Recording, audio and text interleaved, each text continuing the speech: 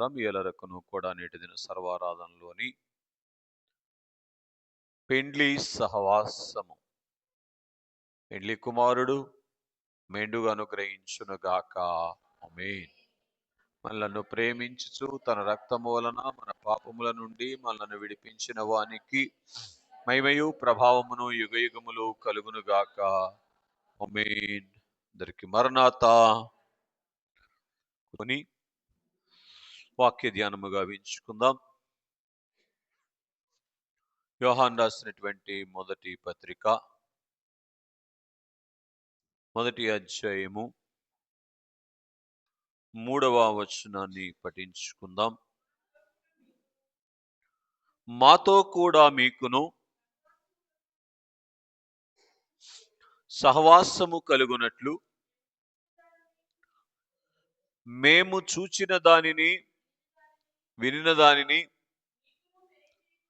మీకును తెలియజేయుచున్నాం. మన సహవాసమైతే తండ్రితో కూడాను ఆయన కుమారుడైన యేసు క్రీస్తుతో కూడాను ఉన్నది.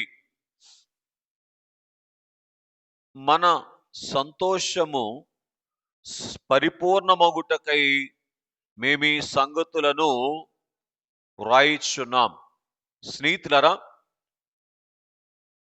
చదవబడినటువంటి వాక్య భాగములో మన సంతోషము పరిపూర్ణమగుట కొరకు పరిశుద్ధాత్మ వశములో ఉన్నటువంటి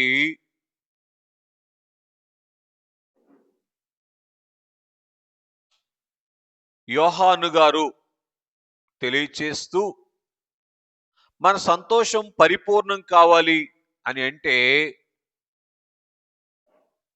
ఆయన అంటూ ఉన్నమాట, మేమెలాగైతే సహవాసము కలిగినటువంటి వారముగా ఉన్నామో, ఎవరితో? తండ్రితోనూ కుమారునితోనూ పరిశుద్ధాత్మతోనూ మేము ఎలాగైతే సహవాసము కలిగినటువంటి వారముగా ఉన్నామో, అలాగున మీరు కూడా ఈ నూతన సంవత్సరము నూతనమైనటువంటి సహవాసమును అనుభవములోనికి తెచ్చుకోవాలి అని తెలియచేస్తూ ఉన్నటువంటి వారుగా ఉన్నారు. బాగా వినండి. సహవాసాన్ని బట్టి సంతోషము అనేటువంటి విషయాన్ని మనం గ్రహించాలి. సంతోషం పరిపూర్ణమవటం అంటే అర్థమేంటో తెలుసా?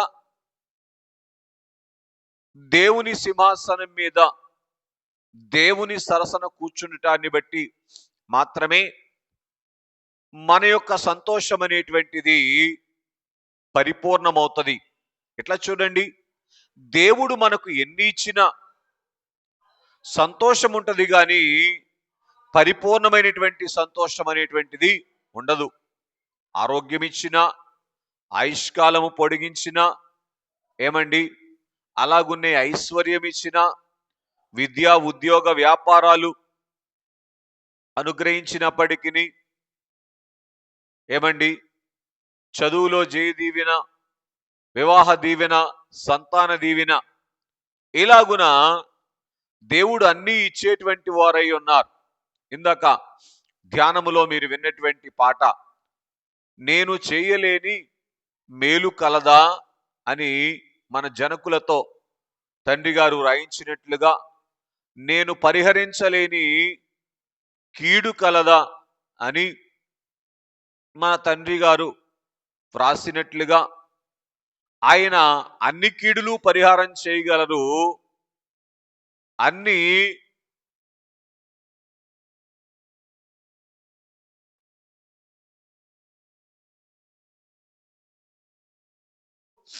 అన్ని అనుగ్రహించగలరు అని మనము గ్రహించవలసినటువంటి వారముగా ఉన్నాం. దేవుడు ఎన్ని మానవులకి ఇచ్చినప్పటికీ కూడా సంతోషం అనేటువంటిది కలుగుచూ ఉన్నమాట వాస్తవమే, గాని సంతోషం అనేటువంటిది పరిపూర్ణము కావటం లేదు అనేటువంటి విషయాన్ని అనేక సందర్భాల్లో మనము అనుభవములోనికి తెచ్చుకునేటువంటి వారముగా ఉన్నాం. కాబట్టి మన సంతోషం పరిపూర్ణం కావాలి అంటే ఏ దేవుడైతే మనల్ని కలుగచేశారో కలుగచేసినటువంటి ఆ దేవుని యొక్క సరసన కూర్చునేటువంటి భాగ్యములోనికి మనము వెళ్ళినటువంటి దినమున మన సంతోషం అనేటువంటిది ఏమవుతుంది అంటే పరిపూర్ణమవుతుంది. బాగా గ్రహించండి. ఇలాగున సంతోషము పరిపూర్ణం కావటానికి దేవుడు ఏ భాగ్యం ఇచ్చారు అంటే సహవాస భాగ్యం ఇచ్చారు. లోకములో చాలా సహవాసాలు ఉన్నాయి. పిల్లరా, అన్ని సహవాసాల కంటే కూడా సంతోషాన్ని పరిపూర్ణం చేసేటువంటి సహవాసం, బాగా వినండి, ఆయా సహవాసాలను బట్టి సంతోషం ఉంటది, కానీ సంతోషము పరిపూర్ణము చేయబడేటువంటి సహవాసము ఏ సహవాసము అని అంటే తండ్రి యొక్క సహవాసం, కుమారుని యొక్క సహవాసం, పరిశుద్ధాత్మ తండ్రి గారి యొక్క సహవాసం. బాగా వినండి, ముగ్గురు ఒక్కరే గాని ఒక్కరు ముగ్గురుగా ఎందుకు బయలుపడ్డారు అని మనం ఆలోచన చేస్తే ఈ మూడు రకాల సహవాసాలు మనం అనుభవములోనికి తెచ్చుకున్నప్పుడు పిల్లరా, ఈ మూడు రకాల సహవాసాల ద్వారా మనము ఆయన యొక్క సంపూర్ణతలోనికి వస్తాం. మనలో ఆయన యొక్క రూపం అనేటువంటిది సంపూర్ణమవుతుంది. అలాగున సంపూర్ణమైనటువంటి కారణాన్ని బట్టి ఏం జరుగుతుంది అని మనం ఆలోచన చేస్తే ఆయన సారూప్యములోనికి మనం వస్తాం. తద్వారా ఆయన సింహాసన భాగ్యాన్ని అందుకునేటువంటి వారముగా ఉంటాం. కనుక ఎప్పుడో అక్కడికి వెళ్ళిన తర్వాత అందుకునేటువంటి సంతోషం కాదు, కానీ ఆ సహవాసం ఇక్కడ ఉండగా మనం కలిగి ఉంటే ఇక్కడే ఆయన సహవాసములోని సంతోషాన్ని మనం అనుభవించగలుగుతాం. చూడండి, ఆయన సహవాసములోని సంతోషాన్ని అనుభవించినటువంటి భక్తులు బైబిల్ గ్రంథములో చాలా మంది ఉన్నటువంటి వారుగా ఉన్నారు. కనుక బాగా గ్రహించటానికి ప్రయత్నం చేయండి. ఇప్పుడు నా సందేశం ఏమిటి అంటే కొంచెం వాక్యానుసారముగా మనం ఆలోచన చేయటానికి ప్రయత్నం చేద్దాం. పాత నిబంధన కాలములో భక్తులైనటువంటి వారు తండ్రి సహవాసములోని సంతోషాన్ని అనుభవించారు. క్రొత్త నిబంధన కాలములో ఉన్నటువంటి వారు కుమారుని యొక్క సహవాసములోని సంతోషాన్ని అనుభవించినటువంటి వారుగా ఉన్నారు. సంఘకాలములోని సహవాసాన్ని బట్టి పరిశుద్ధాత్మ తండ్రి గారి యొక్క సంతోషాన్ని, పరిశుద్ధాత్మ తండ్రి గారి ఇచ్చేటువంటి సంతోషాన్ని అనుభవించినటువంటి వారుగా ఉన్నారు. ఈ మూడు పూర్ణం అయితేనే, ఈ మూడు సహవాసాలు కూడా పరిపూర్ణంగా మనం కలిగి ఉంటేనే అప్పుడు మనం ఏమవుతామంటే పరిపూర్ణమవుతాం. అప్పుడు మన సంతోషం అనేటువంటిది పరిపూర్ణమవుతుంది. కాబట్టి ఈ నూతన సంవత్సరములో మన సహవాసం నూతనపరచబడాలి. ఏ నూతనపరచబడాలి? నేటిదిన మన అంశం ఏమిటి? నూతన సహవాసము, లేదా నూతన పరుచుకోవలసినటువంటి సహవాసం. చాలా సహవాసాలు ఉన్నాయి కదండి. ఎస్, ఇట్ మైట్ బి, కావచ్చు. కానీ స్నేహితులారా గమనించండి, ఈరోజు మనం వినబోయేటువంటి సహవాసాన్ని ఎప్పుడైతే మనం కలిగినటువంటి వారముగా ఉంటామో ఈ నూతన సంవత్సరము మనకు నూతనమైనటువంటి సంవత్సరముగా, ఈ సంవత్సరములో ఎన్ని పరిస్థితులు వచ్చినప్పుడు కూడా ఉంటది. ఏంటండి, సంవత్సరంలో ఏమొస్తాయి? అనేకమైనటువంటి పరిస్థితులు వస్తాయి. అనుకూలమైన పరిస్థితులు వస్తాయి, ప్రతికూలమైన పరిస్థితులు కూడా వస్తాయి. పరిస్థితి ఎలాగున్నప్పటికీ కూడా మన సంతోషం అనేటువంటిది ఏదో ఉన్నాములేండి అన్నట్లుగా ఉండదు గాని సంపూర్ణమైనటువంటి సంతోషము కలిగినటువంటి వారముగానే ఉండేటువంటి వారముగా ఉంటాం. కాబట్టి స్నేహితులరా, మొట్టమొదటిగా పాత నిబంధన గ్రంథములో నుంచి ఒక ముగ్గురు భక్తుల్ని మీ ముందు పెడతాను. ఆదికాండ గ్రంథము 32వ అధ్యాయము 24వ వచనములో మనం చూస్తే, యాకోబు ఒక్కడు మిగిలిపోయెను. ఒక నరుడు తెల్లవారు వరకు అతనితో పెనుగులాడెను. చాలండి, బాగా వినండి. ఇక్కడ యాకోబు అనేటువంటి సహోదరుడు బాల్యము నుంచి భక్తుడే. ఇంకా చెప్పాలి అంటే గర్భములో ఉండగానే భక్తుడే. ఎందుకని అంటే ఇస్సాకు రెబకాలు భక్తులుగా ఉన్న కాలములోనే ఇస్సాకు రెబకాల యొక్క గర్భములో నుంచి వచ్చినటువంటి అనుభవము యాకోబు జీవితంలో మనం చూస్తాము. అందుకే గర్భములోనే ఆయన పెనుగులాడుతూ ఉన్నటువంటి వాడుగా ఉన్నాడు. కనుక స్నేహితులారా, గమనించండి, ఎంత గొప్ప భక్తుడైనప్పటికీ కూడా తండ్రి సహవాసములోనికి రాకపూర్వము, తండ్రి యొక్క సహవాసములోనికి రాకపూర్వము ఆయనకు కొన్ని బలహీనతలు ఉన్నాయి. అందుకే మన బలహీనతల నుంచి మనం పరిపూర్ణముగా విడిపించబడితే అప్పుడు మన సహవాసం అనేటువంటిది సంపూర్ణమవుతుంది. యాకోబు తండ్రి యొక్క సహవాసములోనికి, పరలోకపు తండ్రి యొక్క సహవాసములోనికి వచ్చారు ఈ యబ్బోకు రేవు దగ్గర. ఈ సహవాసములోనికి రాకపూర్వము యాకోబు మోసగాడుగా ఉన్నట్లుగా, యాకోబు యుక్తి కలిగినటువంటి వాడుగా ఉన్నట్లుగా, యాకోబు టక్కరితనము కలిగినటువంటి వాడుగా ఉన్నట్లుగా మనం చూస్తాం. మీకు ఇంకో సంగతి తెలుసా? ఈ 3 రకాల బలహీనతలు ఉన్నప్పుడు యాకోబు భక్తుడుగానే ఉన్నాడు గాని యాకోబులో ఏం జరగలేదంటే సంతోషం అనేటువంటిది పూర్తి చేయదు, పరిపూర్ణం కాల. భయముతోనూ వణుకుతోనూ జీవితాన్ని వెళ్ళబుచ్చేటువంటి పరిస్థితి ఉన్నది అని మనం చూస్తూ ఉన్నటువంటి వారముగా ఉన్నాం. కనుక స్నేహితులరా, గ్రహించటానికి ప్రయత్నం చేయండి. ఎప్పుడైతే యాకోబు గారు దేవుని యొక్క సహవాసములోనికి, అంటే పాత నిబంధన కాలము కాబట్టి నేను తండ్రిని ప్రజెంట్ చేస్తా ఉన్నా, వాస్తవానికి తండ్రిలోనే కుమారుడు ఉన్నారు, కుమారులోనే పరిశుద్ధాత్ముడు ఉన్నారు. దేవుడు ఒక్కరే, త్రిత్వదేవుడు. పిల్లరా, అయినప్పటికీ కూడా కొంచెం తండ్రి యొక్క ప్రేమను గురించి మనం కొంచెం ధ్యానం చేయటానికి ప్రయత్నం చేద్దాం. ఎవరిని మోసం చేసే స్థితిలో ఉన్నాడు యాకోబు గారు? సొంత అన్నను మోసం చేసేటువంటి స్థితిలో ఉన్నాడు. బాగా వినండి. ఎప్పుడు? తండ్రి సహవాసములోనికి రాకపూర్వం. ఎవరి దగ్గర యుక్తి ప్రదర్శిస్తా ఉన్నాడు? అన్న ప్రాణం పోయే పరిస్థితుల మధ్య కూడా యుక్తిగానే ఉన్నాడు. ఎవరైనా? యాకోబు గారు. అందుకే ఆయన అంటారు, నీ జ్యేష్ఠత్వం నాకు ఇస్తే నా భోజనము నీకు ఇస్తాను. చూసారా?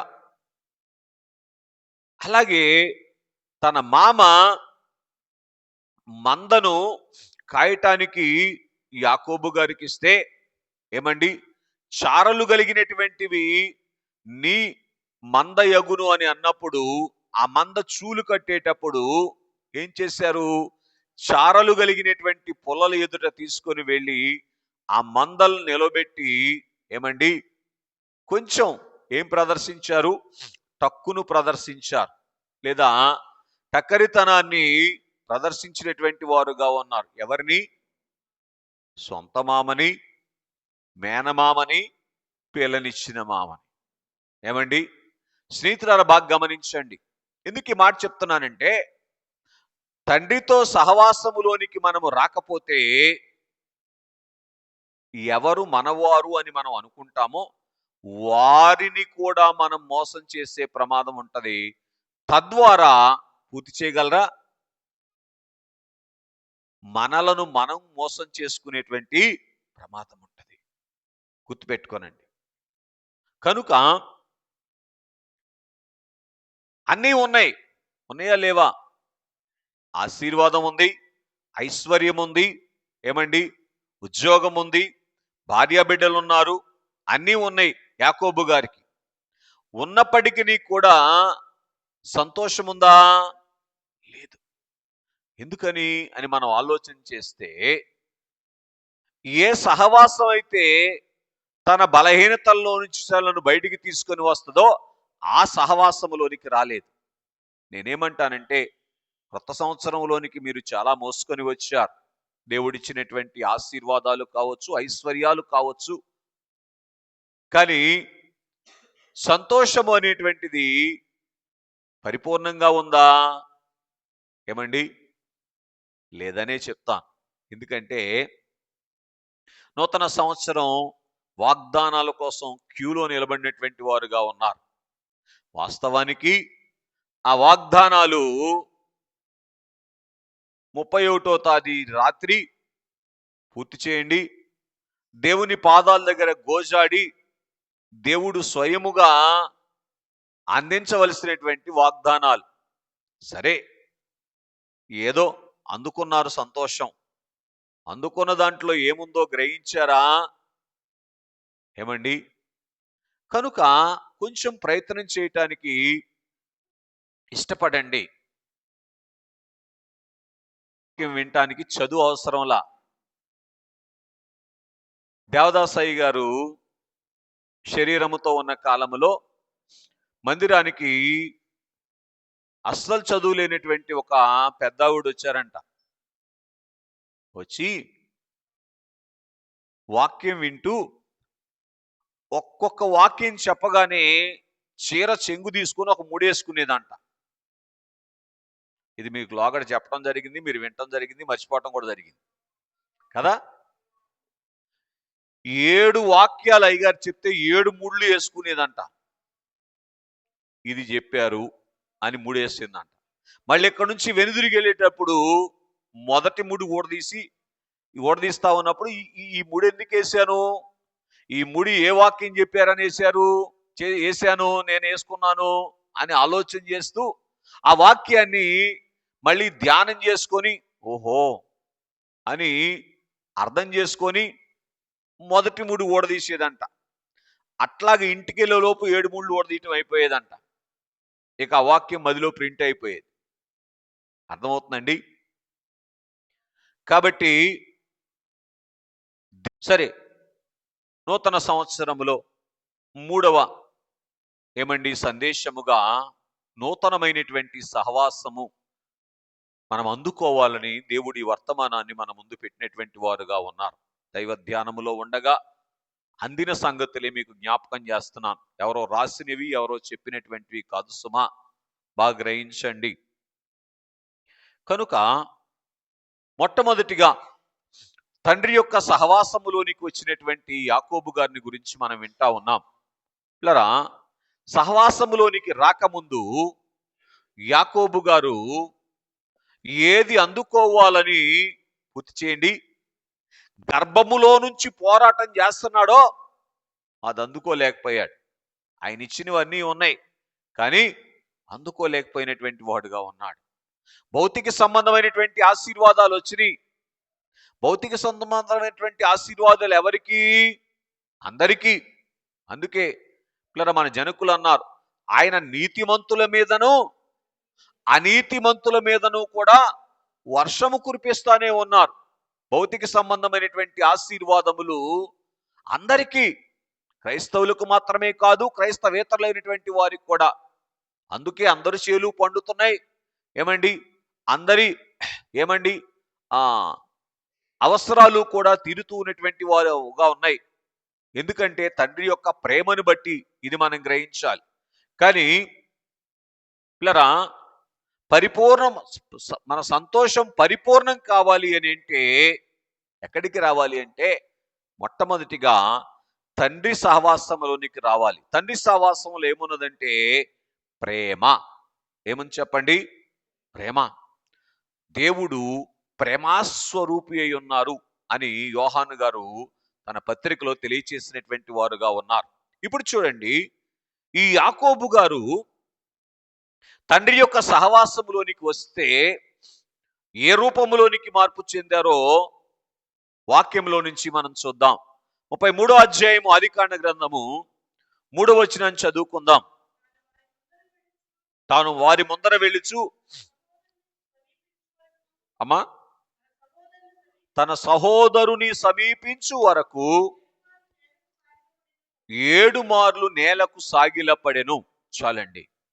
ఏమండి, ఒకప్పుడు సహోదరుణ్ణి మోసం చెయ్యాలి అనుకున్నటువంటి యాకోబు గారు ఇప్పుడు సహోదరుని ఏం చేస్తున్నారంటే, పూర్తి చేయండి, ప్రేమిస్తా ఉన్నారు. నేనేమంటానంటే, బహిరంగానికి యాకోబు గారు సాగిల పడతా ఉంటే ఏశావుకి పూర్తి చేయనా? అంతరంగముగా తండ్రి సాగిల పడతా ఉన్నాడు. ఎందుకో తెలుసా? అయ్యో, నీ సహోదరుడైనటువంటి యాకోబు మీద నువ్వు కత్తి దుయ్యవద్దు. ఒకవేళ నువ్వు కత్తి దూస్తే ఏమండి, సహోదరుని చూసి ద్రోహి అని వాడే దేవుడు లేని స్థలానికి వెళితే నువ్వు అంతకన్నా ప్రమాదమైనటువంటి స్థితిలోనికి వెళ్ళిపోతావు అని తండ్రి ప్రేమ ఏం చేస్తుందంటే ఏశావు ఎదుట సాగిల పడతా ఉంది. దేవునికి మహిమ కలుగును గాక. కొంచెం బహిరంగంగా మనం చూస్తే, ఎప్పుడైతే తండ్రి సహవాసములోనికి యాకోబు గారు వెళ్ళారో, యాకోబు గారు తండ్రి ప్రేమ అయిపోయారు. ఏంటండి? తండ్రి ప్రేమ అయిపోయారా? తండ్రి ప్రేమ కలిగిన వాడుగా ఉన్నాడా? తండ్రి ప్రేమై తండ్రి ప్రేమను చూపిస్తా ఉన్నారు. తన సహోదరుని మీద ఏమండి, కత్తి ఎత్తకుండునట్లుగా తన ప్రేమను అకపరుస్తూ ఉన్నటువంటి వారుగా ఉన్నారు. చూసారా? తండ్రి సహవాసము ప్రేమామయుడైనటువంటి ఏమండి తండ్రి రూపులోనికి ఒకప్పుడు మోసగాడుగా ఉన్నటువంటి యాకోబు గారిని మార్చినట్లుగా మనం చూస్తూ ఉన్నటువంటి వారముగా ఉన్నాం.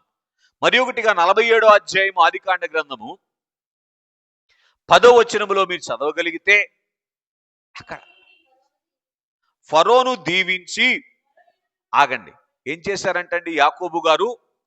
ఫరోను దీవించారంట. మీరు బాగా ఆలోచించేయండి.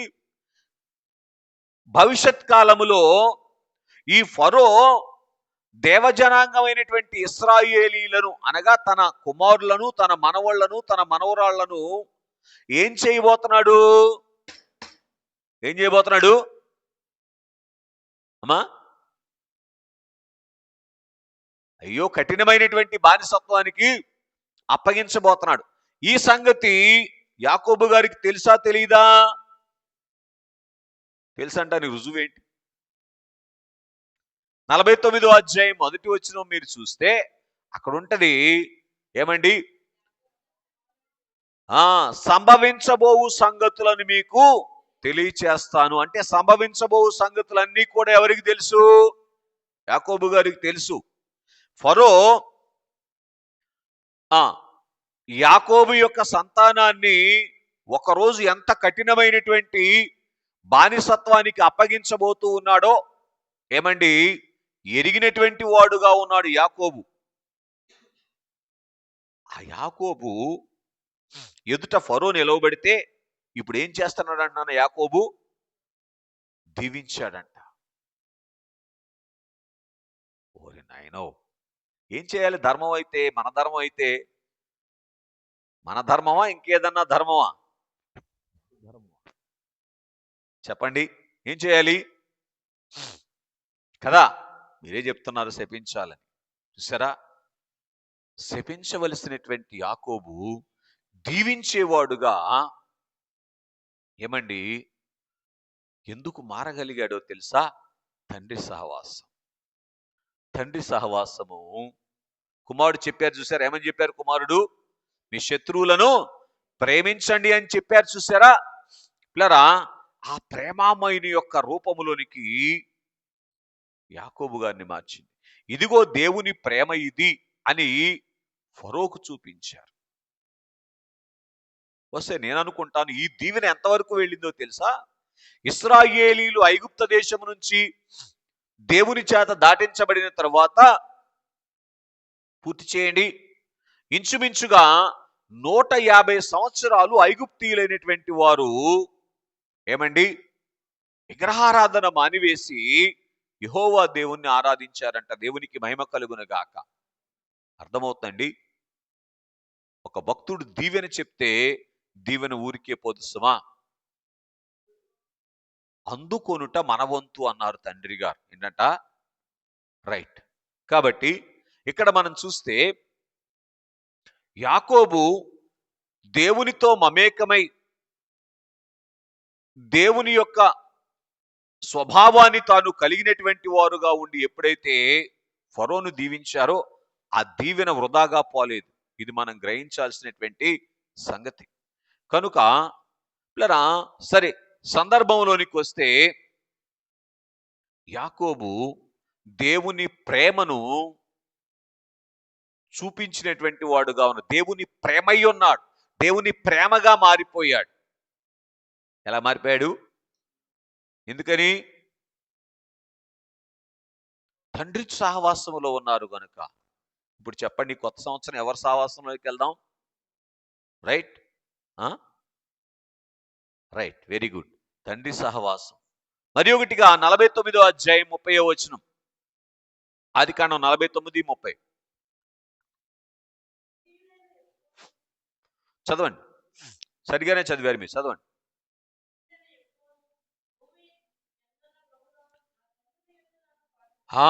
నా తండ్రుల యొద్ద నన్ను పాతిపెట్టుమో. యాకోబు తన శరీరాన్ని విడిచి భూమి మీద విడిచి వెళ్లాల్సినటువంటి సందర్భంలో ఏమంటాడంటే, ఇదిగో నా శరీరాన్ని ఎక్కడ పాతి పెడతావో తెలుసా? ఏమండి, ఒకరోజు లేపబడేటువంటి నా పితరులు ఉన్నారు కదా, ఆ గుహలో నా శరీరాన్ని పాతిపెట్టు. బాగా వినండి, ఏంటి అర్థం అని మనం ఆలోచన చేస్తే, తన శరీరాన్ని పిల్లరా కూడా మహిమ శరీరముగా మార్చబడి మహిమలోనికి తీసుకొని వెళ్ళేటువంటి ప్రేమ పూర్తి చేయండి యాకోబు గారు కలిగినటువంటి వారుగా ఉన్నారు.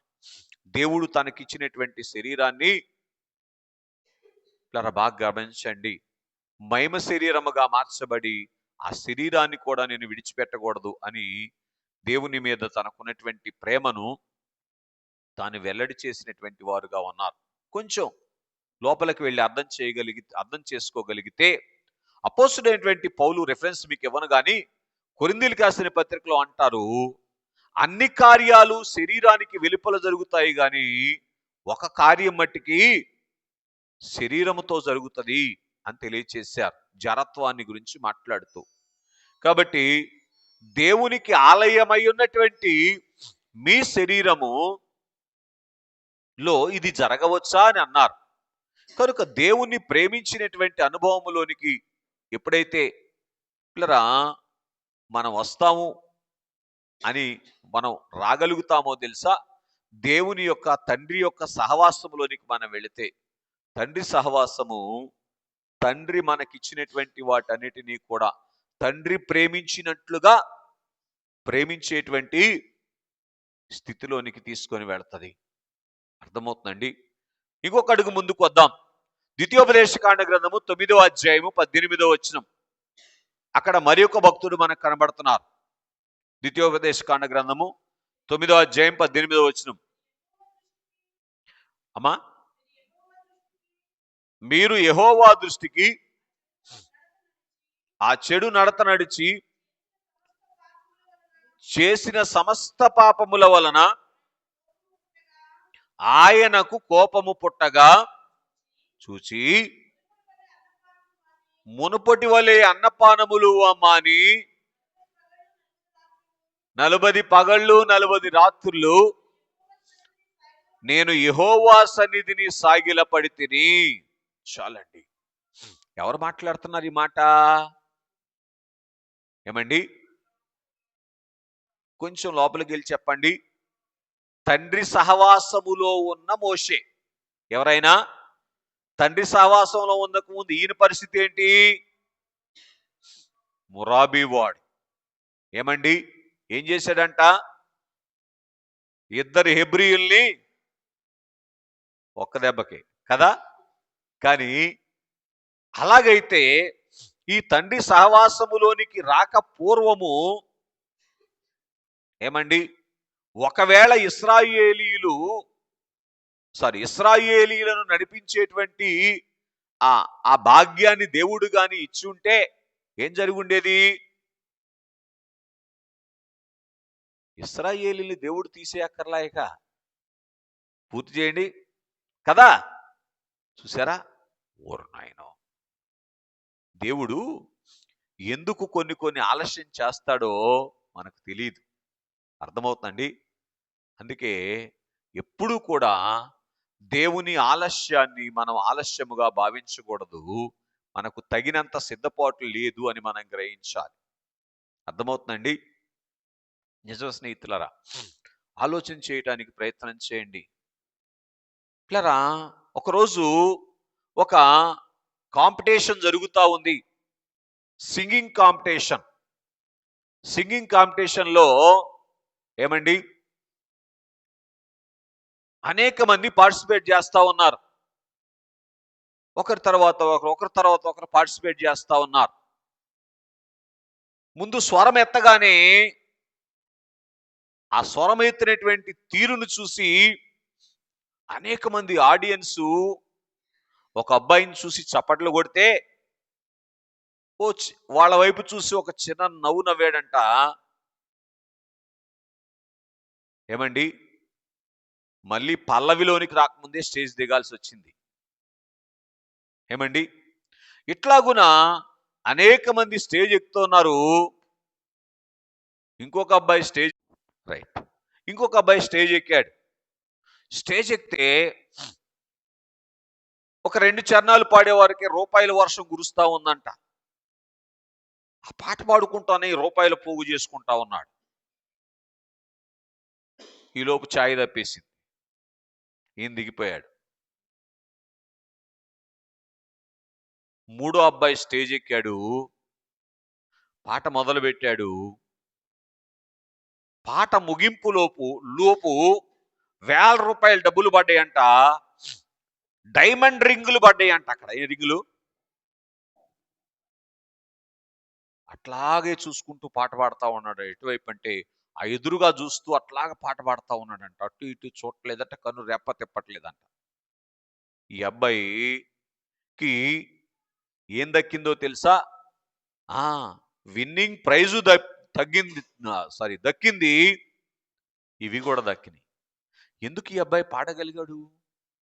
అక్కడ ఉన్నటువంటి వాళ్ళందరూ కూడా తర్వాత వచ్చి, ఎందుకు మీరు అంత నిబ్బరంగా ఉండగలిగారు అని అంటేను, ఇదిగో నా ఎదుట ఉన్నటువంటి ఏమండి, నా దేవుని వైపు నేను చూస్తున్నాను. అర్థమవుతుందండి? పిల్లరా, ఈ అనుభవములోనికి ఈరోజు దేవుడు మనల్ని తీసుకొని రావటానికి ప్రయత్నం చేస్తా ఉన్నారు. బాగా గ్రహించండి. కనుక స్నేహితులారా గమనించండి, ఎన్నో సహవాసాలు మన ముందుకు వస్తాయి. తల్లిదండ్రులతో సహవాసం, భార్య బిడ్డలతో సహవాసం, భర్త బిడ్డలతో సహవాసం, ఏమండి, ఇంకా బంధుమిత్రులతో సహవాసం. కానీ ఈ సహవాసాల వైపు ఏమండి లీనమైపోయేటువంటి స్థితిలో నుంచి తండ్రి యొక్క సహవాసంలోనికి రాగలగాలి. కనుక మోషే గారికి పిల్లరా బహుశా 80 సంవత్సరాలు ఎందుకు పట్టింది అంటే, ఈ స్థాయిలోనికి మోషే గారు రావాలి. ఈ స్థాయిలోనికి మోషే గారు రావటానికి ఇటు చూడండి, మోషే గారికి ఏం ఉపయోగపడలేదో తెలుసా? ఐగుప్తులో నేర్చుకున్నటువంటి చెప్పునానా సకల విద్యలు ఉపయోగపడలా. అర్థమవుతుందండి? ఫరో కోటలో ఉన్నటువంటి భోగభాగ్యాలు ఉపయోగపడలా. అర్థమవుతుందండి? ఏం ఉపయోగపడిందో తెలుసా? తండ్రి సహవాసము. అర్థమవుతుందండి? 3వ అధ్యాయములో ఎప్పుడైతే తండ్రి యొక్క సహవాసంలోనికి వచ్చారో, తండ్రి యొక్క ప్రేమను సరే వినండి, తండ్రి ప్రేమగా మార్చబడ్డాడు ఎవరైనా? మోషే గారు. అందుకే ఏం చేశాడంట? 40 దినాలు 2 సార్లు, 40 పగళ్ళు 40 రాత్రులు 2 సార్లు అన్నపానములు మాని దేవుని ఎదుట దేవజనాంగము కొరకు సాగిలపడ్డాడు. దేవునికి మహిమ కలుగును గాక. అర్థమవుతుందండి?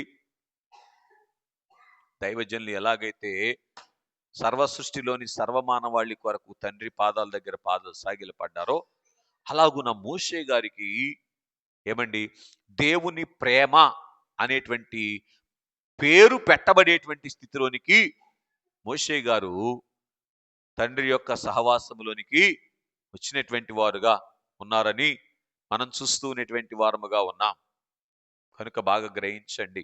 మరి ఒకటిగా మనం చూస్తే సమూయేలు మొదటి గ్రంథము 17వ అధ్యాయము 26వ వచనములో తండ్రి సహవాసములోనికి వచ్చినటువంటి మరొక బొడ్డోడు కనపడుతున్నాడు.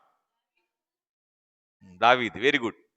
జీవము గల దేవుని సైన్యమును తిరస్కరించుటకు ఈ సున్నతి లేని ఫిలిస్తీయుడు ఎంతటి వాడు చాలు.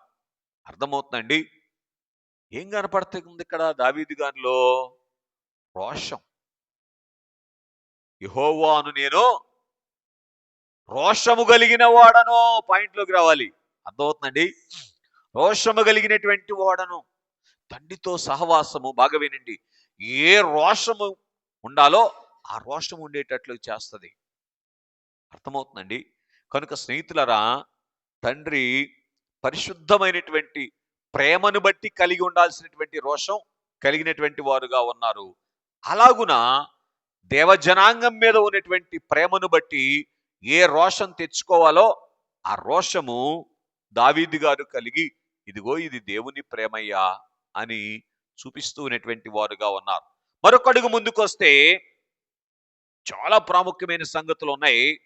యెహెజ్కేలు గ్రంథము 3వ అధ్యాయము 27వ వచనాన్ని చదువుకుందాం.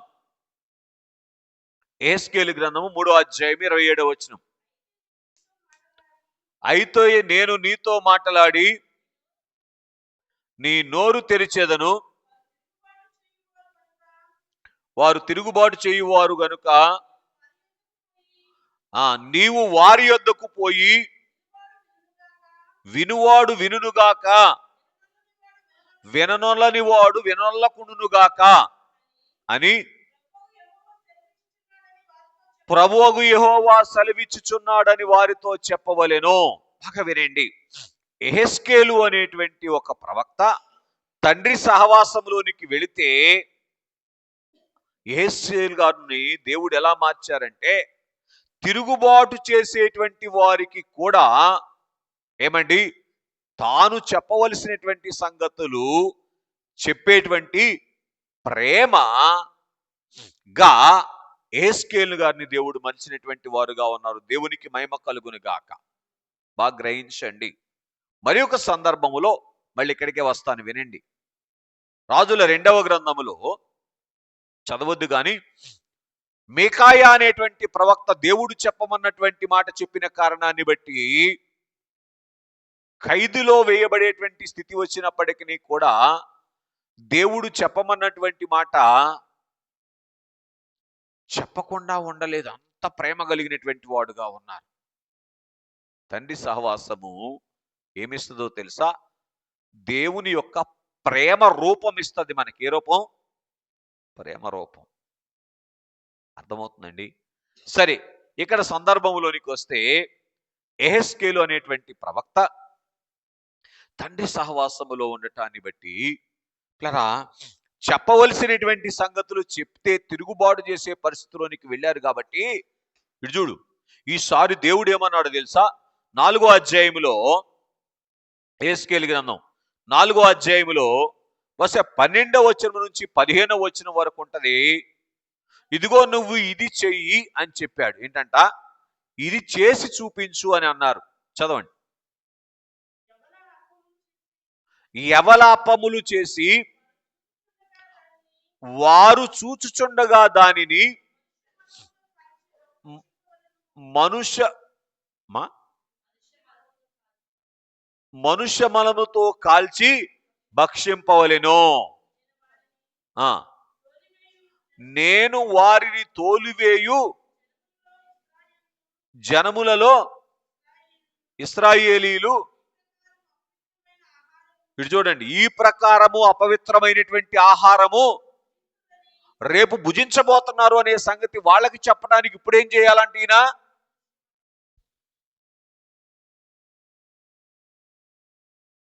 ఓరి నాయనో, ఎవరు చేస్తారు చెప్పండి ఈ పని? ఏస్కేల్ గారి దగ్గర ఏమైనా తప్పు ఉందా? అప్పటికి ఆ తర్వాత వచ్చినలో ఏస్కేల్ గారు అంటారు, అయ్యా, అపవిత్రమైనటువంటిది ఏది కూడా నా నోటికి నేను ఇప్పుడు దాకా రానివ్వలేదయ్యా అని అన్నాడు. అంత పరిశుద్ధుడిగా ఉన్నటువంటి, పూర్తి చేయండి, ఏస్కేలు గారితో దేవుడు అంటున్నారు, ఇశ్రాయేలీలు ఒకరోజు నా సన్నిధిలో నుంచి బయటికి వెళ్ళిన తర్వాత అపవిత్రమైనటువంటిది భుజించేటువంటి స్థితిలోనికి వస్తారబ్బాయి, అది ఇలాగ ఉంటది, ఇటువంటిది మీరు తినబోతున్నారు అని చెప్తే వాళ్ళు వింటలేదుగా, తిని చూపించు అంటున్నారు. ఓరు నాయనో, ఏమండి, ఆ కొంచెం మీరు కిందికి వస్తే ఆయన అంటాడు, అయ్యా అయ్యా అయ్యా అని బతిలాడేటప్పుడు అంటాడు, గోమలము నీకు నియమించాను. ఏ మలమంట? గోమలం. రైట్. కనుక స్నేహితులారా గమనించండి, అలాగున ఎందుకు అలాగున గోమలముతో కాల్చబడినటువంటి ఆ యవల అప్పములు హేస్కేల్ గారు భుజించారంటే, ఒకరోజు ఇటువంటి అపవిత్రమైనటువంటి భోజనం, అయ్యా ఇశ్రాయేలీలారా, మీరు తినబోయే పరిస్థితి వస్తుంది మీ యొక్క, ఏమండి, ప్రవర్తనను బట్టి అనేటువంటి సంగతిని వారికి తెలియచేయటానికి భుజించేటువంటి స్థితిలోనికి వచ్చారు. అంటే ఇప్పుడు ఏస్కేల్ గారు ఎలా మలచబడ్డారు? దేవుని ప్రేమగా మలచబడినటువంటి వారుగా ఉన్నారు. ఎంత ప్రేమ, పూర్తి చేయండి, కలిగి ఉంటే ఆ పని చేయగలరు. ఎంత ప్రేమ కలిగి ఉంటే? కన్న ప్రేమ, కట్టుకున్న ప్రేమ? కుదురుద్దా? కుదరదు. ఏమండి, ఆలోచన చేయండి. కొనిన ప్రేమ, ఆయన ప్రేమ ఏంటి? అయ్యో, ఆయన అంటారు కదా, అపోస్తల కార్యముల గ్రంథం 20 అధ్యాయం 28 తన స్వరక్తమిచ్చి సంపాదించిన సంఘము. ఆలోచన చేయటానికి ప్రయత్నం చేయండి. సాక్షాత్తు దేవుని ప్రేమగా ఏస్కేల్ గారు మలచబడినటువంటి వారుగా ఉన్నారు. ఈ రాకడ కాలములో, ఏమండి, లోకాన్ని దేవుని వైపు త్రిప్పటానికి, మనము మన సంతోషాన్ని పరిపూర్ణం చేసుకోవటానికి ఏం చేయాలి చెప్పండి? ఇప్పుడు తండ్రితో సహవాసం చేయాలి. ఏం చేయాలి? మా క్లోజ్ ఫ్రెండ్ అండి ఏం చేస్తాడో తెలుసా? మన క్లోజ్ ఫ్రెండ్ మన ఆరాధన పోగొడతాడు కదా, అనండి. మా దగ్గర చుట్టమండి, తెలియకుండా ఏం చేస్తాడు చెప్పండి? అయ్యో, మనకు దేవునికి దూరం అయ్యేటువంటి ఫంక్షన్ ఏర్పాటు చేస్తారు. తప్పు వాళ్ళదా మందా? ఏమండి, ఆదివారపు ఆరాధన రోజున మన చుట్టాలు ఎవరైనా ఫంక్షన్ పెట్టుకుంటే, వాళ్ళ ఇంటికి మనం ఫంక్షన్కి వెళ్ళామనుకోండి, ఆరాధన మానేసి, వాళ్ళకి మేలు చేసిన వాళ్ళు అవుతాం, కీడు చేసిన వాళ్ళు అవుతాం. నిజంగా వాళ్ళకి చుట్టాలమా శత్రువులమా అండి? నేను అంటాను, ఖచ్చితంగా శత్రువులం అయితే వెళ్తాం. ఎందుకని? అట్లా కాదండోయ్, మనం ఆరాధన మానేసి వెళ్ళటాన్ని బట్టి మన ఆరాధన పోగొట్టినటువంటి కీడు వాళ్ళ మీదకి వస్తుందా రాదా చెప్పండి సార్? ఇప్పుడు మనకు వాళ్ళు ఫ్రెండ్స్ అనుకోవాలా, ఎనిమీస్ అనుకోవాలా? ఫ్రెండ్స్ అయితే ఏం చేస్తాం? మేలు చేస్తాం. వీడికి ఎట్టానాలనుకుంటే గ్యారంటీగా గుడి మానేసి ఫంక్షన్కి వెళ్తాం. అవునా? అంతేనా బాబు? కనుక స్నేహితులారా గమనించండి, ఇక్కడ మనం ఆలోచించేయడానికి ప్రయత్నం చేయండి. దొరవిమాన పాపం దొరై పరిపాలిస్తాంట. దేవుని ఎరగని కాలంలో నేను ఒక పొరపాటు చేశా. చింతలపూడిలో మాకు క్లోజ్ ఫ్రెండ్ ఒక ఆయన ఉంటే, ఆయన పెళ్లికి పీజీ ఎగ్జామ్, ఫైనల్ ఎగ్జామ్ ఎగ్గొట్టేసి పెళ్లికి వెళ్ళా. ఇప్పుడు పూర్తవలా ఆ పీజీ, నాకు బ్రాకెట్లోనే ఉంది పీజీ. అర్థమవుతుందండి? స్నేహితులారా గమనించండి. సరే, అవి పెద్ద లెక్కలోవి కావు కానీ, ఆ పీజీల వల్ల ఉపయోగం ఏమీ లేదు. కానీ ఇక్కడ మనం చూస్తే పిల్లరా, దేవుని యొక్క ప్రేమ స్వరూపులముగా మనం కనబడటం కాదు, దేవుని ప్రేమమవ్వాలి. ఏమవ్వాలి? మా నాన్నగారు అంటారు, మాట్లాడితేనేమో ఆ పాలకొండ, చేయి చూపిస్తేనేమో బొలుసు కంపంట. ఉపయోగం ఉందా? ఏమండి? చెప్పే ఏ బోధలో చేసేయండి ఏమో నాకు తెలియదు. స్నేహితులారా గమనించండి. మరి ఒకటిగా హోషేయ గ్రంథం 1వ అధ్యాయం 2వ వచనం. హోషేయ గ్రంథము 1వ అధ్యాయం 2వ వచనం.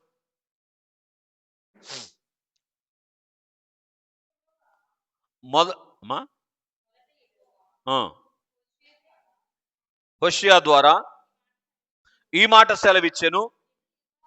వామ్మో, ఏంటంటే జనులు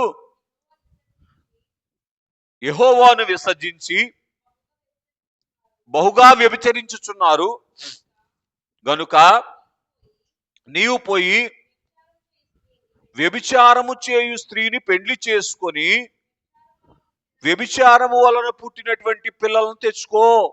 నాయనో, ఎందుకంట చెప్పాలి? ఎందుకంట? అక్కడే ఉంది. ఇశ్రాయేలీలు దేవునిని విడిచి ఏమండి ఆ స్థితిలోనికి వెళ్ళిపోయారు. అయ్యా, మీరు ఈ స్థితిలో ఉన్నారు చూడండి, నేను ఈ పని చేశానని మీరు నన్ను అపహాస్యం చేస్తున్నారు కదా. ఏ పని? వ్యభిచారములో ఉన్నటువంటి స్త్రీని నేను వివాహం చేసుకున్నానని, వ్యభిచారములో పుట్టినటువంటి వారిని నేను నా పిల్లలుగా స్వీకరించానని మీరు నన్ను అపహాస్యం చేస్తున్నారు. కానీ మీరున్న స్థితి ఇది అని చూపించడానికి హోషేయ ప్రవక్తను ఏం చేయమంటున్నాడు దేవుడు? లేదు, హోషేయ ప్రవక్త ఏం చేస్తున్నాడు? మామ్మో, ఎందుకు చేయగలిగాడు అంటారు? ఎవరైనా చేయగలిగే పనేనా అది? ఏమండి? ఎందుకు చేస్తున్నాడు? తండ్రి సహవాసాన్ని బట్టి దేవుని ప్రేమగా మారిపోయాడు ప్రవక్త. అర్థమవుతుందండి? ఆలోచన చేయటానికి ప్రయత్నం చేయండి. మరి ఒకటిగా మనం ఆలోచన చేస్తే, అపోస్తులైనటువంటి పౌలు కొరింథీయులకు రాసినటువంటి 2వ పత్రిక 5వ అధ్యాయం 14వ వచనంలో అంటారు, ఏమండి? కొరింథీయులకు రాసినటువంటి 2వ పత్రిక 5:14, త్వరగా సహాయం చేయండి. క్రీస్తు ప్రేమ మమ్ములను బలవంతము చేస్తూ ఉన్నది. ఎలయనగా చాలు కనుక దేవుని యందు చదువమ్మా. అందరి కొరకు ఒకరు మృతి పొందెను గనుక, అమ్మా, అందరూ మృతి పొంది ఉన్నారనియు జీవించు వారు ఇక మీదట తమ కొరకు కాక తమ నిమిత్తము మృతి పొంది తిరిగి లేచినటువంటి వాని కొరకు జీవించుటకు ఆయన అందరి కొరకు మృతి పొందిననియు నిశ్చయించుకొనుచున్నాము. అర్థమవుతుందండి? తండ్రి ప్రేమ మనలోనికి వస్తే ఎవరి కొరకు జీవిస్తాము? అందరి కొరకు మృతి పొంది తిరిగి లేచినటువంటి దేవుని కొరకు జీవించేటువంటి అనుభవంలోనికి వచ్చేస్తాం. అర్థమవుతుందండి? మరి ఒకటిగా మనం చూస్తే కుమారుని యొక్క సహవాసం. రెండవదిగా ఎవరి సహవాసం? తండ్రి సహవాసములో ఏమున్నది అంటే వాగ్దాన నెరవేర్పు ఉన్నది. ఏ వాగ్దానం నెరవేరింది? తండ్రి సహవాసాన్ని బట్టి, 4000 సంవత్సరాల తండ్రి సహవాసాన్ని బట్టి, ఇదిగో నేను స్త్రీ గర్భములో నుంచి వస్తాను అని చెప్పినటువంటి తండ్రి యొక్క వాగ్దానము చెప్పునానా నెరవేరింది. కుమారుని సహవాసాన్ని బట్టి ఏం జరిగిందో తెలుసా? వాగ్దాన ఫలం అందుకునేటువంటి భాగ్యము దొరికింది. కుమారుని సహవాసములో కృప ఉన్నది. ఏమని చెప్పండి? కృప. అందుకే పౌలు గారు అంటారు, నేనేమై ఉన్నానో దేవుని కృప వలన అయి ఉన్నాను అని పౌలు గారు తెలియచేసినటువంటి వారుగా ఉన్నారు. కుమారుడైనటువంటి యేసు క్రీస్తు ప్రభు వారి యొక్క సహవాసములో కృప ఉన్నది. కృప అంటే అర్థం ఏంటంటే అర్హత లేనటువంటి వారికి అడగకుండానే ఇచ్చేటువంటిది కృప. స్నేహితులారా గమనించండి, అటువంటి కృపామయులుగా ఆయన సహవాసంలోనికి వచ్చినటువంటి వారు ఏమండి అగపరచబడినటువంటి వారుగా ఉన్నారు, మార్పు చెందినటువంటి వారుగా ఉన్నారు. కనుక కుమారుని యొక్క సహవాసములోనికి మనం రావాలి. కుమారుని సహవాసము ఏ స్థితిలోనికి వచ్చింది, తీసుకొని వచ్చింది అంటే మీకు ఒక మాట చెప్తాను. మత్తయి సువార్త 19వ అధ్యాయము 27వ వచనములో మీరు చదివితే, అయ్యా పేతురు, ఇదిగో మేము సమస్తమును విడిచిపెట్టి నిన్ను వెంబడిస్తున్నాము, అమ్మా మాకేమి దొరుకును అనే స్థితిలో ఉన్నటువంటి ఈ కుమారుని సహవాసంలోనికి వచ్చి కుమారుని సహవాసాన్ని సంపూర్ణం చేసుకున్నటువంటి వారు ఏమంటున్నారో తెలుసా? ఇప్పుడు చదవండి, అపోస్తుల కార్యముల గ్రంథము 4వ అధ్యాయము 24వ వచనం. త్వరగా.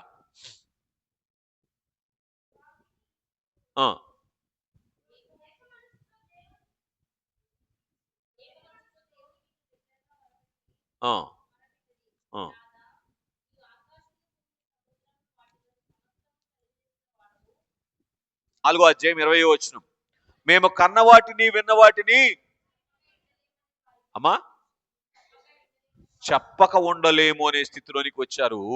అపోస్తుల కార్యముల గ్రంథం 12వ అధ్యాయం 1వ వచనంలోనికి వస్తే, శిరచ్ఛేదనము చేయబడుతూ ఉన్నప్పటికీ కూడా ఏంటండి, శిరచ్ఛేదనము చేయబడుతూ ఉన్నప్పటికీ కూడా మేము సమస్తాన్ని విడిచిపెట్టి వచ్చాం, మాకేంటి అనే స్థితిలో లేరు. అర్థమవుతుందండి? కుమారుని సహవాసము సంపూర్ణమైతే ఏమండి వీరు కృపగా మార్చబడినటువంటి వారుగా ఉన్నారు. ఈ శిష్యులైనటువంటి వారు ఏమండి ఒక కాలము వచ్చేవరికి కృపామయులుగా కనబడినటువంటి వారుగా ఉన్నారు. చూడండి, అపోస్తుల కార్యముల గ్రంథము 4వ అధ్యాయము 9వ వచనం చదువుకుందాం. 4వ అధ్యాయం 9వ వచనం. ఆ దుర్బలునికి చేయబడినటువంటి ఉపకారమును గూర్చి వారు దేని వలన స్వస్థత పొందిరని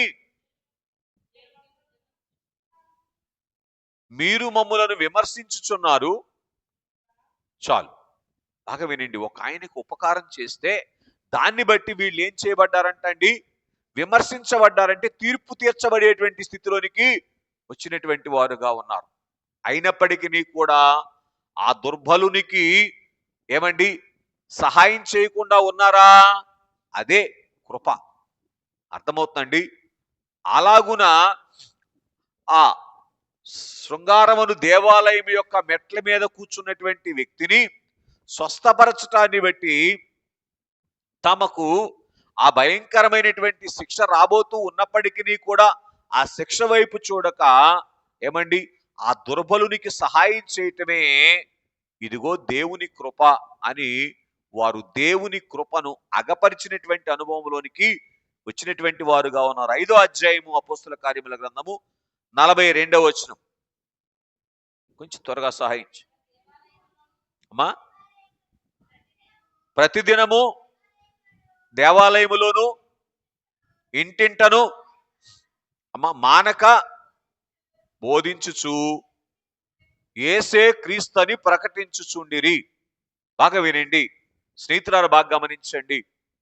అంతకుముందు ఏం జరిగింది? 41వ వచనంలో అంటే వాళ్లను కొట్టారు, హింసించారు.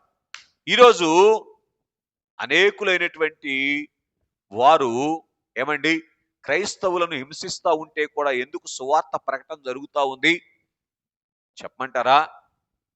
ఆ ఎవరైతే దేవుని కృపచేత నింపబడ్డారో, ఏమండి, దేవుని కృపగా మార్చబడినటువంటి వారుగా ఉన్నారో, వారు ఏమండి ఆ హింసలను కూడా సహిస్తూ అనేకులకు దేవుణ్ణి పరిచయం చేసేటువంటి స్థితిలోనికి, అయ్యా దేవుని కృప అంటే ఇది, నీకోసం దెబ్బలు తిని నీకు మేలు చేసేటువంటిది దేవుని కృప అని చూపించేటువంటి స్థితిలోనికి వచ్చారు. దేన్ని బట్టి? ఆ కుమారుని సహవాసాన్ని బట్టి. కుమారుని సహవాసం లేకపోతే ఏం చేస్తాం? పూర్తి చేయండి. కుమారుడిచ్చే ఆశీర్వాదాలు తీసుకుంటాం, నా ఉద్యోగం నేను చేసుకుంటా, నా వ్యాపారం నేను పూర్తి చేయండి. కాబట్టి స్నేహితులారా గమనించండి, ఈ సహవాసం అది సంగతి. కనుక స్నేహితులారా గ్రహించడానికి పరిశుద్ధాత్మ తండ్రి సహాయం చేయనుగాక. ఈ కృప ఎప్పుడైతే మనలోనికి వస్తుందో మనల్ని పరిపూర్ణులను చేస్తుంది. అందుకే వాళ్ళు అంటారు, అయ్యా మేము కన్నవాటిని విన్నవాటిని చెప్పకుండా ఉండలేము. ఎంత ప్రతికూలమైన పరిస్థితులండి.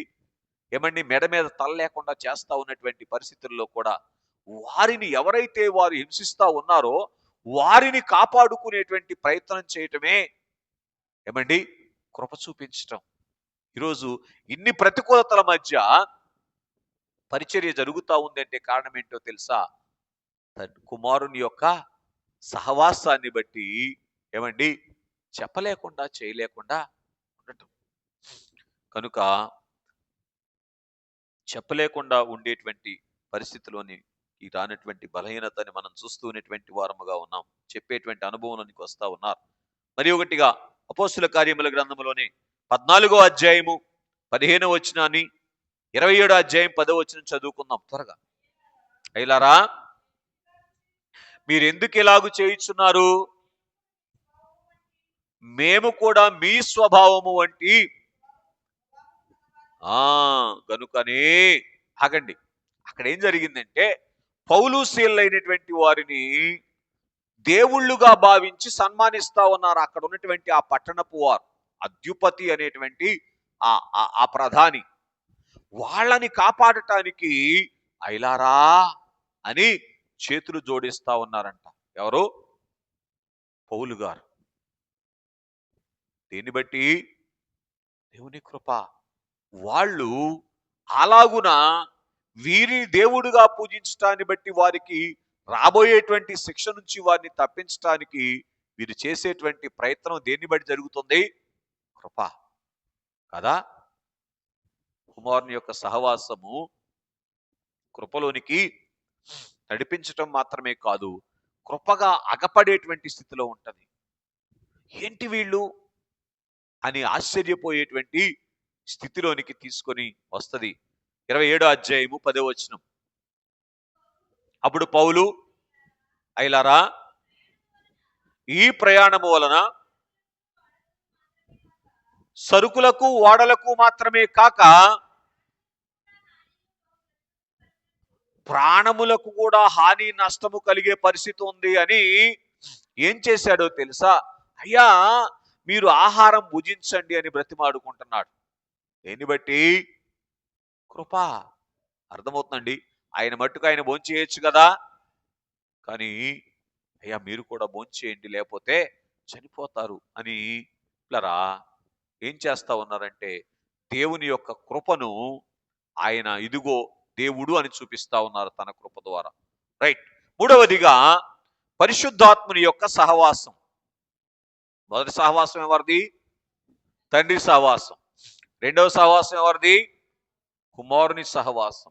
మూడవ సహవాసము పరిశుద్ధాత్ముని యొక్క సహవాసం. పరిశుద్ధాత్మ యొక్క సహవాసము ఏ స్థాయిలోనికి తీసుకుని వచ్చిందో చూడండి. అపోస్తుల కార్యముల గ్రంథము 1వ అధ్యాయం 8వ వచనం. అపోస్తుల కార్యములు 1:8.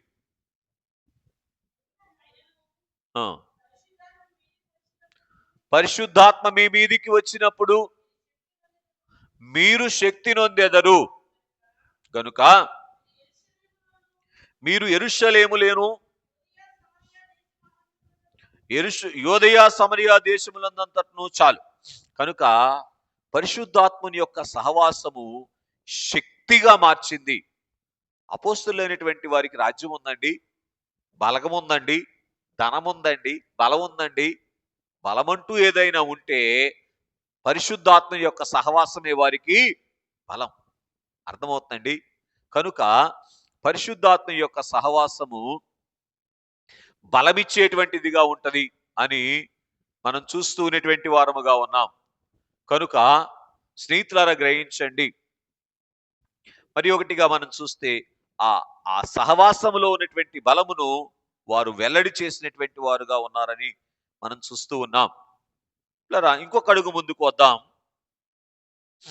అపోస్తుల కార్యముల గ్రంథములోనే 4వ అధ్యాయము 12వ వచనం చదువుకుందాం. 4వ అధ్యాయం 12వ వచనం. అమ్మా, మరి ఎవని వలనను రక్షణ కలగదు, ఈ నామముననే మనము ఆ సరే, మీరు ఆల్రెడీ విన్నారు గనుక ఇందులో సంగతి ఏమిటి అని మనం ఆలోచన చేస్తే, పరిశుద్ధాత్ముని యొక్క సహవాసము ఏమండి రక్షణ భాగ్యములోనికి ఏమండి నడిపించేటువంటి అనుభవములోనికి తీసుకొని వస్తుంది అని మనం చూస్తూ ఉన్నటువంటి వారముగా ఉన్నాం. మరొక అడుగు ముందుకు రండి. 7వ అధ్యాయం 55వ వచనం చదువుకుందాం. 55 నుంచి 60 వరకు. సరే, మీరు ఇంటికెళ్ళా చదువుకోండి, సమయం అయిపోయింది. కానీ పిల్లరా, పరిశుద్ధాత్ముని యొక్క సహవాసము ఏం చేసిందో తెలుసా? 60వ వచనం చదవండి. అతడు మోకాళ్ళుని, ప్రభువా ఈ నేరము వీరి మీద మోపకుమో అంటా ఉన్నారు. ఎవరు చెప్పండి? పరిశుద్ధాత్మని యొక్క సహవాసంలోనికి వచ్చినటువంటి స్టెఫను గారు. ఎవరైతే ఆయన చంపుతా ఉన్నారో వారి మీద ఈ నేరము మోపబడకూడదు అని దేవుణ్ణి వేడుకునేటువంటి స్థితిలోనికి వచ్చారు. కనుక పరిశుద్ధాత్మని యొక్క సహవాసములో ఏముందో తెలుసా? ఏమండి, చంపే వారిని ఆదరించేటువంటి భాగ్యం ఉన్నది. అర్థమవుతుందండి. అందుకే గ్రాహం స్టెయిన్ గారిని కాల్చి చంపేస్తే పిల్లరా ఏం జరిగింది చెప్పండి? ఆ భార్య వెళ్ళి సాక్ష్యం ఇచ్చింది. ఆ బోన్లో నిలబడి, అయ్యా వారిని క్షమించి వదిలేయిందని చెప్పారంట. దేవునికి మహిమ కలుగును గాక. అర్థమవుతుందండి స్నేహితులరా. సరే, మరొక అడుగు ముందుకు వచ్చినటువంటి వారముగా ఉన్నట్లయితే చాలా విషయాలు ఉన్నాయి, కానీ మీరు తర్వాత చదివి అర్థం చేసుకుంటారని రెఫరెన్స్లు వంటి చదివేస్తున్నాను. 13వ అధ్యాయము 9, 10 వచనాలు, 19వ అధ్యాయం 6వ వచనం తర్వాత చదువుకోండి. ఇప్పుడు చదవండి రోమీలకు రాసిన పత్రిక 15వ అధ్యాయం 15వ వచనం. రోమపత్రిక 15:15. తర్వాత కొరింథీయులకు రాసినటువంటి మొదటి పత్రిక 6:19. ఈ రెండు చదవండి అమ్మా. అయినను అన్యజనులను అర్పణ పరిశుద్ధాత్మ వలన పరిశుద్ధపరచబడి, బాగా వినండి చాలు. కనుక ఇప్పుడు చూడండి, పరిశుద్ధాత్మని యొక్క సహవాసం ఏంటంటే దేవునికి అనుకూలమైనటువంటి అర్పణగా మనలను సిద్ధపరుస్తుంది.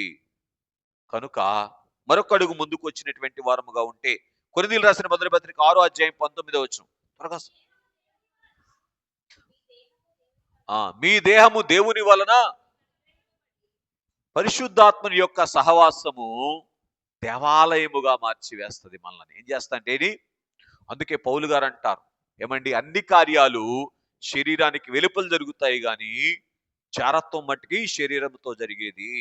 కాబట్టి స్నేహితులారా గమనించండి, అటువంటి దేవాలయమును అపవిత్రం చేయొద్దు అంటున్నారు పౌలు గారు. కనుక దేహాన్ని దేవాలయముగా మార్చినటువంటిది పరిశుద్ధాత్మ తండ్రి గారి యొక్క సహవాసం. తీతుకు రాసినటువంటి పత్రిక 3వ అధ్యాయం 5వ వచనం, యోధా పత్రిక 1వ అధ్యాయం 20వ వచనం, తీతు పత్రిక 3వ అధ్యాయం 5వ వచనం, యోధా పత్రిక 1:20. అమ్మా,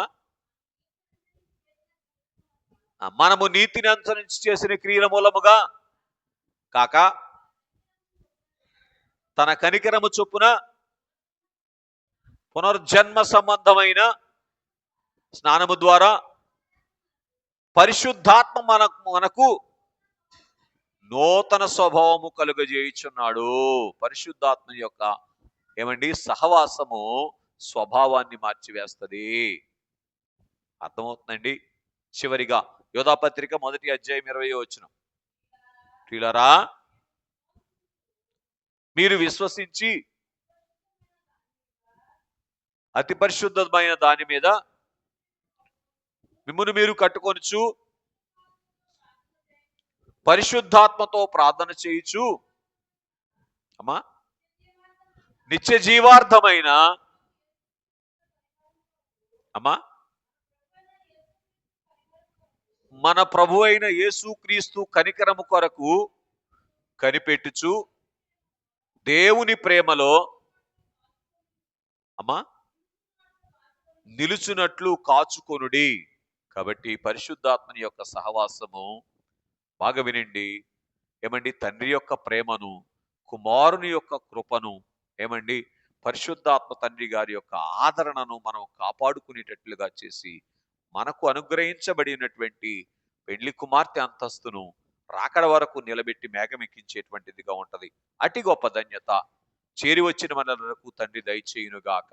కాబట్టి ఈ నూతన సంవత్సరము మన సహవాసము నూతన సహవాసముగా మార్చబడాలి. ఏ సహవాసం చేయాలి ఇప్పుడు మనం? ఏమండి, తండ్రితో సహవాసం చేయాలి, కుమారునితో సహవాసం చేయాలి. చెప్పినాన్న, వెరీ గుడ్. పరిశుద్ధాత్మునితో సహవాసం చేయగలిగితే ఏమండి ఈ నూతన సహవాసము మన యొక్క ఈ నూతన సంవత్సరాన్ని నూతనమైనటువంటి సంవత్సరముగా మారుస్తుంది. అట్టి గొప్ప ధన్యత దేవుడు మనెల్లరకు అనుగ్రహించును గాక. ఆమేన్.